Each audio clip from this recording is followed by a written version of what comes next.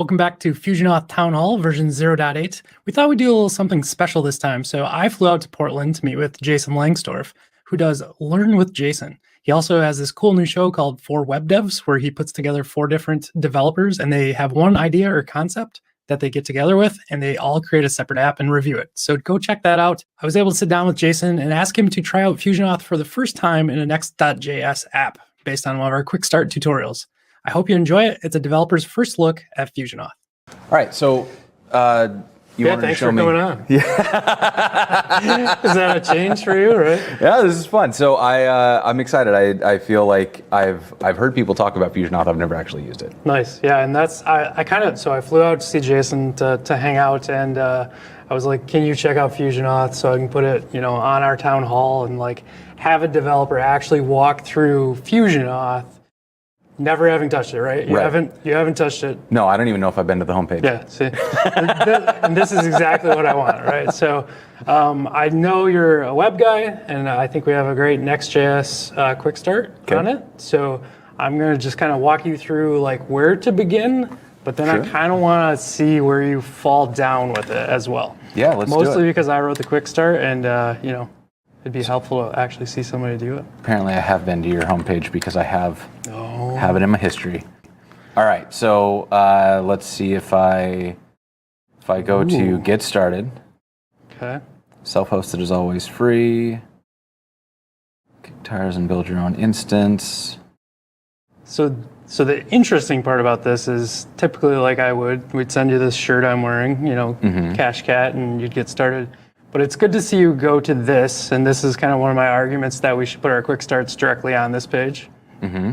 So if you actually go back, because that's not going to do anything for you. So if you go under developers, there's documentation. And so this is kind of the page I want them to bring where you just were. Okay. And for you, I would say like you want to get started using web, right? So there's web application there, and this drops you finally into where we want to chat today. We got Next, we got Remix. All right, let's do Next. Cool. And so this, at FusionAuth, for those who haven't seen this and haven't like walked through it like Jason before, it's not traditionally like a clerk or any of or Auth 0 where it's like hosted. Mm-hmm. So it's an actual instance that we're going to end up running out of this. Okay. So as you kind of work down to the code, this is probably the best part to get started on. All right, so let me copy here, and then I'm going to open up VS Code. And here we go. So I've got the kickstart, I've got the complete application. So you notice probably a couple files in here that you typically don't see in a Next.js project. There's a Docker Compose file at the very bottom. Mm-hmm. And so as you kind of walk through over here, that's going to, or I can walk it through for you either way. So what this basically is, it's got a database, as you can see here, Postgres database that we use for multiple things inside of FusionAuth. You also see Elasticsearch comes with it. Okay. And that's for a multitude of searching capabilities, both inside of our admin UI and externally. And then on the very bottom, we finally get down to the FusionAuth instance itself. Okay. So you're going to end up running Docker Compose. Do you have Docker installed? Let's find out. I saw it. Just run it right here. Yep, exactly. And you can copy, if you want to keep following the tutorial, you can copy that part as well. Okay, and so the -D for folks who have never used Docker before, that's going to spin it up kind of in the background on its own. And like if you go back to Docker, you'll see the actual instance running and things like that. Now the cool part, which I don't know that we do a great job, but where it kind of explains the kickstart.json down here, what that's actually doing is calling, and we'll see it come out in the logs if we want to kind of deep dive into that. What it's actually doing is taking that instance and creating all of our application stuff for our Next.js application. So it's going to create an application for you. It's going to create a user for you. It's actually going to spin up a login screen with the correct styling in it. So like you can customize the heck out of FusionAuth's login screen so it fits your application. Okay.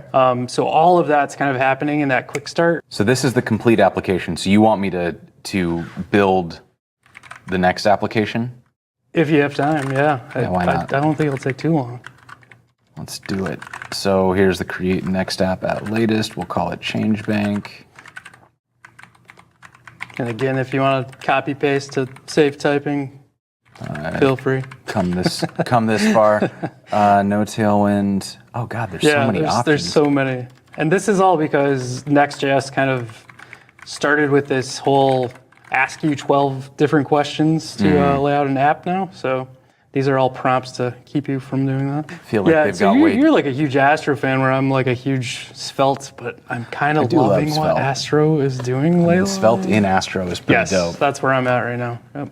Okay, so let's get into Change Bank, and then we're gonna npm install Next.auth. I've never used Next.auth before. Yeah, so auth.js is the new kind of Next.auth, so they're trying to make it more universal for everything. So like Next.js, FeltKit, you name it, they are taking care of all the OAuth handling on that side of it. Mm-hmm. So it's really nice to be able to do that. We got a couple cheater steps in here, just pulling from our complete app, so you might want to use those. It's just copying over the env files. Right, I did that, and then I copied over this image, and now this is just us reinstantiating the app so that we don't have any of the default files. Is that the idea? That's exactly right. Yep. Okay. Now we're actually going to get into like how to set up the FusionAuth side. Now, before we get too far down this road, just because I think it's useful for people to see FusionAuth, at this point it should be up and running under localhost. So at this point, this is what you would consider like your admin backend. So if you've used Clerk or something like that, that's you going to Clerk and seeing like your current auth applications up here. So this is weird. I don't love this. I hope they change it. But that lock in the top right is where you actually log in. And we will talk about further on kind of in this doc tutorial, but you can log into this. There was an admin something in here. Yeah, and it may be further. I may be cheating a little bit here. Yes, there it is. Okay. So do I want to be the admin or the user? You want to be admin. Yep, exactly. Okay. And super secret password. Always a good one. And so inside of here, you'll start to see, this is the dashboard for FusionAuth. Mm-hmm. That's the backend for login. If you go to users, you should see Richard. So we like to do everything off Pied Piper. So you'll start to see like Pied Piper references and everything. I got you. Okay. So that's the user that's inside of, I don't know why it says Fred Flintstone. I'll have to change that. Applications is the application that we're going to be working on, and it's the example node app. Got it. Which also needs renamed, by the way. Saw that the other day. So that's kind of your whole backend. If you look at the example node app by clicking that magnifying glass over on the right there, you'll actually see all the OAuth and OpenID connections and like all of the strings that are necessary and all of that big deal of stuff. But hopefully in our quick start, it should all be set up because we copied those .env files. So all of this information is good to go. Okay. And that's the back end. Like that is FusionAuth itself. Okay. So now we're going to implement how to call into probably go back FusionAuth. Okay. So this is the app, and then I need to creating a new file at source app API auth squareboy next auth /route.ts. I can't tell you how happy it makes me to see you make a file that way, because I had a whole discussion with our lead dev rel about that's how people do it in VS Code.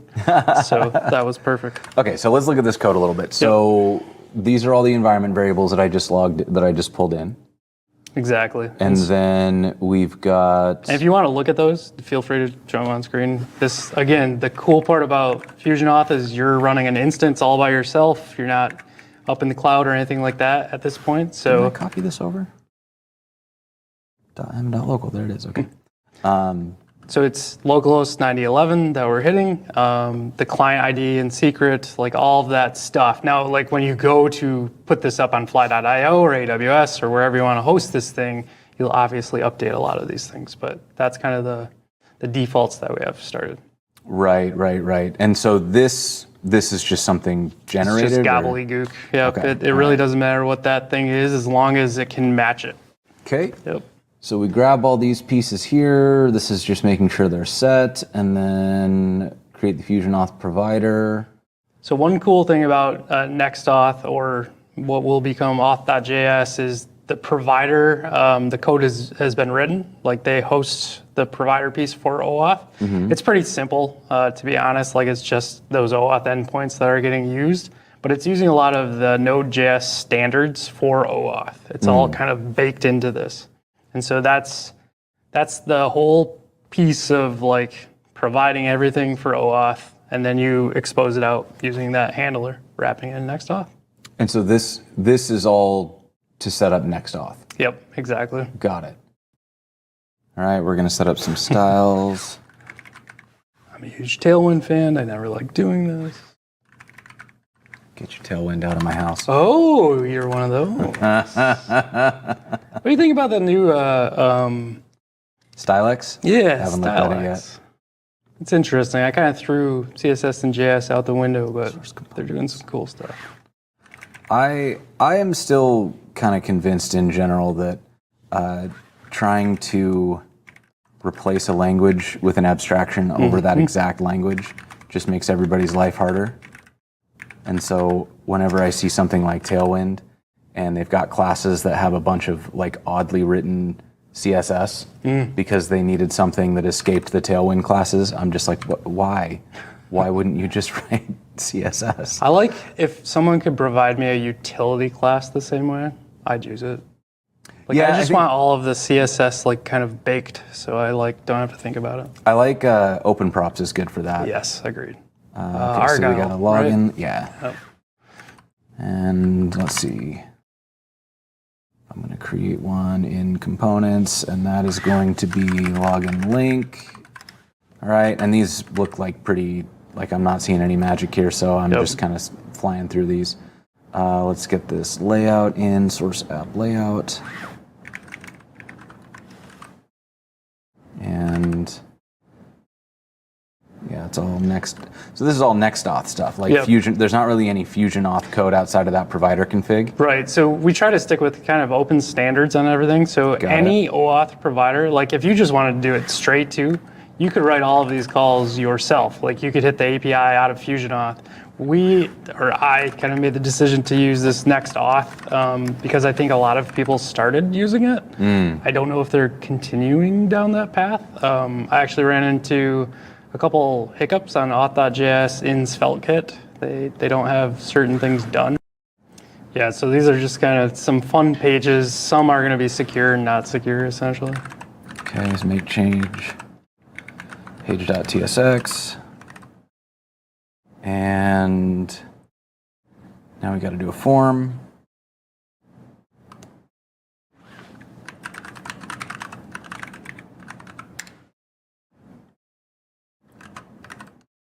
Okay.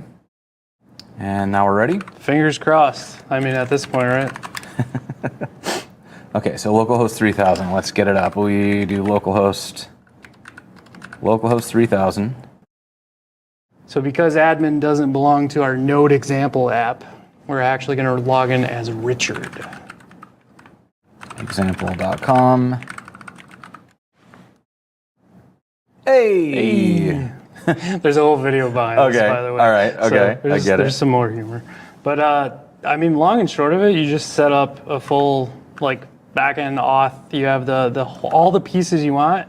And the cool part about FusionAuth at this point is that you can add social login, you can add MFA, you can add passwordless, like you name it, and they do everything in authentication. And the great part is that you can host this wherever you want. So if you want to throw it up on fly.io and run 1 million users out of it, that's all yours, man. For our community edition, we purposefully want this for developers to launch their product and grow like crazy. And then if like you need to grow it around the world. So and where's scale the it up. limit? Like is like Yeah, so there's for me, what would my incentive be to get off of self-hosted?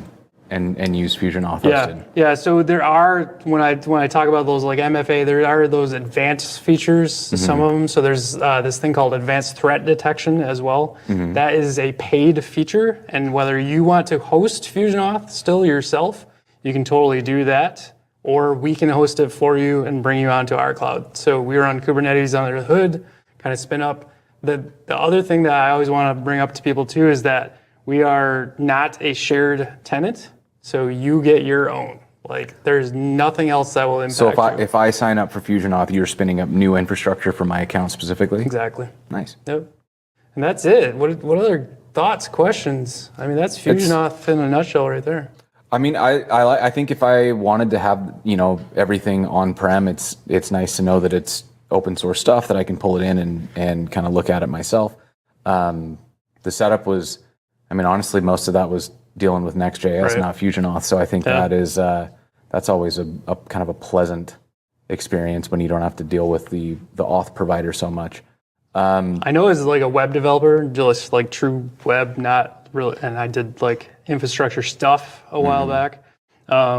People that are a little nervous on the Docker side of things, that can be a little bit scary, but the fact you can do Docker compose up and like you're good to go, it tends to, you know, be easy at that point. Yeah, and I like that, you know, we have all this access in here to the to like managing the users and all that. I like basic stats are good, and I can see that there's like more here than I can do, because it looks like I have the option to set up multi-tenancy if I wanted to launch like a software as a service. It's kind of one of those interesting things, like you have a single tenant, but you can run multiple tenants within your own instance or tenant. Right. It's kind of one of those word things that's and then everything that I am looking at when I get out to like the login forms and stuff, those are all customizable down in here, it looks like. Yep, that's correct. So this is one of our gaming customers, private division. They're a studio part of Take-Two. They have used our hosted pages. Obviously, branding is very important here. Lots of cool images in the gaming space. And when we click sign in here, we're actually using OAuth redirected to a FusionAuth hosted page. And when we say FusionAuth hosted page, this is really just pre-built pages that we have built for you. And you bring CSS, HTML, and JavaScript into this. All of this that we're looking at is FusionAuth code. And you get things like forgot password, your MFA flows, your WebAuthn flows, these identity providers that you want. You know, gaming, they're going to have those gaming providers. All of this is already built for you. We're huge in the gaming world already.